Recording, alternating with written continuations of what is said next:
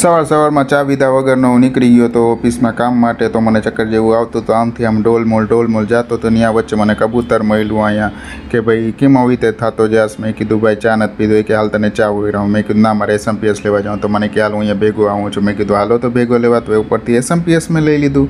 SMPS લઈને મને યાદ આવ્યું કે મારે એક ઠેકાને વિઝિટમાં જવાનું છે। વિઝિટથી યાદ આવ્યું કે મારે એક ઠેકાને પ્રિન્ટર લેવા જવું છે તો હું પ્રિન્ટર લેવા માટે જતો રહ્યો। પછી કસ્ટમર કે તમને કાંઈક રિપેર કરતા આવડે છે? મેં કીધું ના।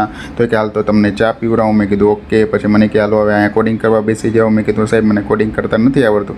તો એ કે તમને આવડે શું છે?